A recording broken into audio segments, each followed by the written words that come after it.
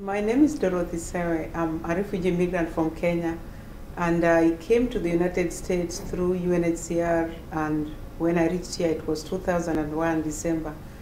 So I came as a mother. I have 8 children of my own, and then I raised I raised 7 of my sisters. So in all I raised 15 children. So when I reached the United States, and through my experience in a refugee camp, I wanted to do something, but I didn't know whether I could, because back home in Kenya, I didn't have a chance to go to school as a woman.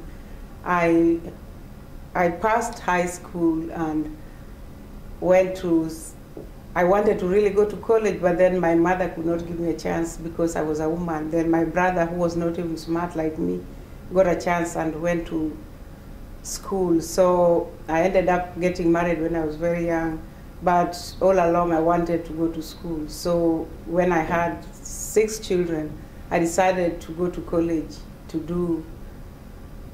just to go to college because I really wanted to work for airlines. So I passed and got international diploma in IATA UFTA from Geneva, Switzerland.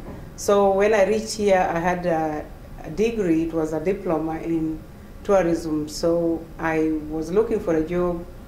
I ended up going for an interview in Chicago to work for United Airlines. I ended up being a competitive candidate, but I couldn't get a chance to work with them.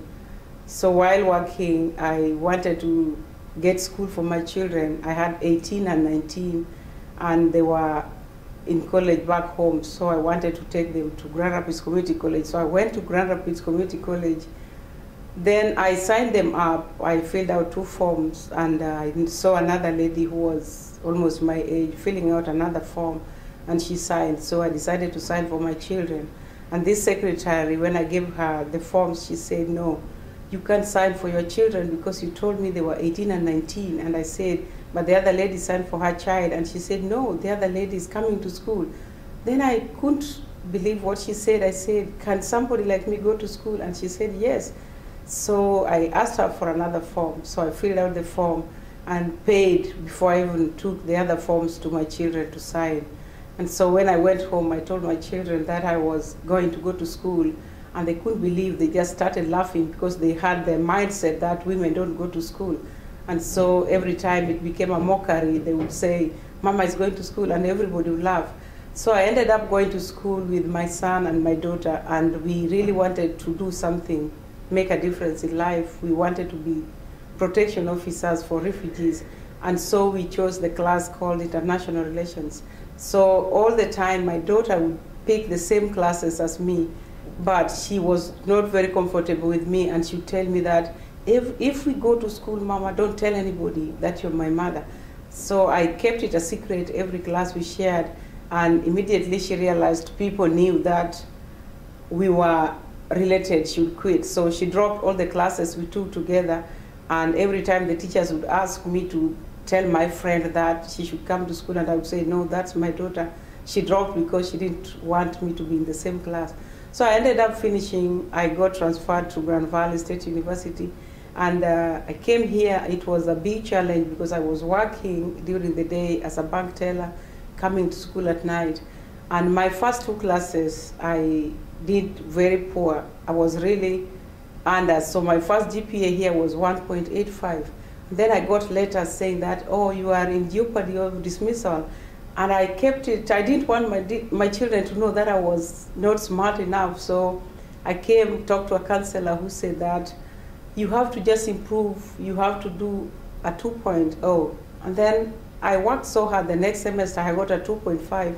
And then I got a letter from the dean saying that you are capable of improving, and we are very proud of you. So from there, I worked so hard. I ended up being in this list sometimes, and I graduated with a 3.0, and then ended up going to Vermont for my master's. So I'm working on my master's in sustainable development now, and I'm back here doing my internship at Grand Valley, and hope to go to law school one day because I still believe that I can make a difference in life if I really have a good degree, which I believe a law degree would help me help change some policies in the world.